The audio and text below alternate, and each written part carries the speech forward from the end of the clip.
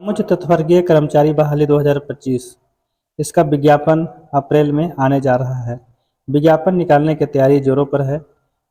आप सभी को पता पहले भी है कि पलामू चतुर्थवर्गीय कर्मचारी जो 2010 में विज्ञापन निकला था और उसकी बहाली 2017-18 में हुई थी, वह ऐसे विज्ञापन रद्द कर दिया गया है और जितने भी उसमें कायदत थे सभी को बर्खास्त कर दिया गया है। ये सभी आप सभी को मालूम है।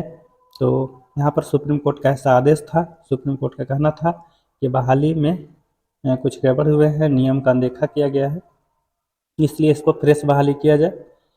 और इसमें इस बार जो भी विज्ञापन निकलेगा उसमें कैटेगरी वाई आपको ऐसे वैकेंसीज रहेंगे। तो चलिए यहाँ पर अब शुरू करते हैं कि इसका जो विज्ञापन निकालने की तैयारी है बिल्कुल जोरों पर है और पूरी तैयारी कर ली गई है।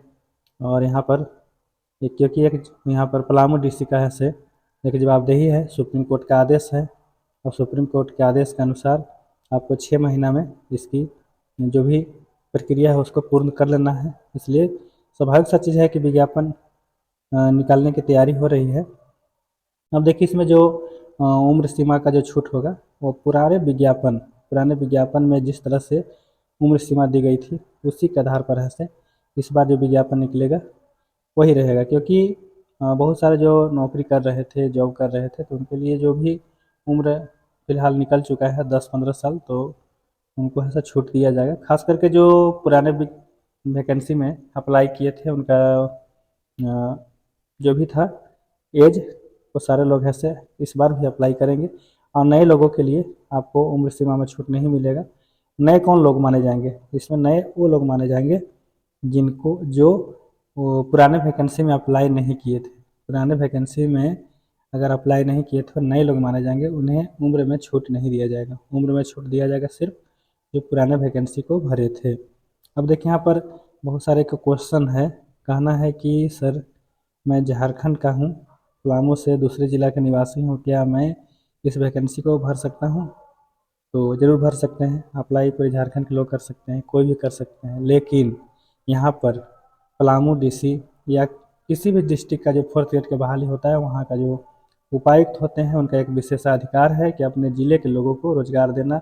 उसके लिए है से अपने ज़िले के लोगों को ग्रेस मार्क निर्धारित रहता है। ग्रेस मार्क क्या होता है? जैसे मान लेते हैं कि कोई व्यक्ति पलामू से बाहर का है, अगर वह परीक्षा में अगर 50 अंक लाता है और कोई व्यक्ति पलामू का है वह 40 लाता है, सपोज दैट कि अगर 10 नंबर ग्रेस मार्क है तो वो दोनों बराबर होगा। तो इस तरह से है। और आप तैयारी करें। अगर आप मेरे चैनल एक है एग्जाम टारगेट बाय मी में आप अगर नहीं है तो आप उसको सब्सक्राइब जरूर कर लेंगे, क्योंकि उसमें आपके 4th ग्रेड से संबंधित आपको ऐसे तैयारी हो रही है और आप उससे जुड़े और अधिक से अधिक फ़ायदा उठाएं। और बहुत से लोगों का क्वेश्चन यही रहा है कि सर कौन सा बुक से तैयारी करें? तो बुक के झंझट में नहीं पड़ना है। इसमें जो तैयारी करना चाहते हैं वो बिल्कुल JCERT बुक का अध्ययन करें।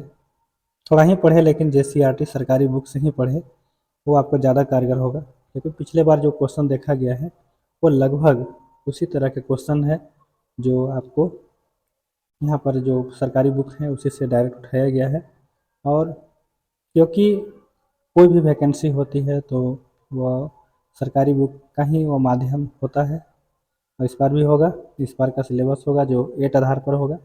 अच्छा 8 के अकॉर्डिंग होगा, क्योंकि जो वैकेंसी इस बार होगा वो मैट्रिक पास अनिवार्य नहीं होगा, 8वां पास अनिवार्य होगा। हालांकि जो भी उच्च योग्यता वाले हैं वो तो सारे लोग भरेंगे, लेकिन इसका जो न्यूनतम योग्यता होगा 8वां पास होगा। तो चलिए वैकेंसी निकलने वाला है और ये निकलेगा तो एक बड़ी बड़ी खुशखबरी होगी। हालांकि कुछ लोगों का कहना है कि सर रिव्यू पटिशन हो गया है, वहाँ पर केस सुप्रीम कोर्ट में अप्लाई हो गई है, तो वहाँ पर क्या होगा? तो अब आपको बता रहे हैं कि वहाँ पर अप्लाई हो गया है। आपको फरवरी में ही आपका रिव्यू पटिशन दायर हो चुका है। 2 केस चले गए हैं। एक सर्विस जो कर रहे थे वैसे लोगों का है, और वो सर्विस कर रहे थे जो कैजुअल में कर रहे थे उन्हें ग्रेस मार्क द्वारा है से ये सरकारी इसमें छूट मिली थी और खुली गवर्नमेंट में आए थे उन्हें भी हटा दिया गया है। और कुछ लोग जो नए फ्रेश थे, इस तरह से मामला दोनों में है। अलग अलग मामला नहीं है, सेम है, लेकिन 2 केस चला गया है। अब यहाँ पर फर्स्ट हेयरिंग जब होगा तो स्पष्ट हो जाएगा कि जज का क्या कहना है। क्योंकि सुप्रीम कोर्ट का जो भी जजमेंट होता है, खास करके जो रिव्यू पिटीशन होता है उसमें उसी बेंच में सुना जाता है। और उस बेंच के जज को क्या उसमें है कहना है, सुनना चाहता है या नहीं चाहता है, वो तो पहला हेयरिंग में ही पता चल जाएगा।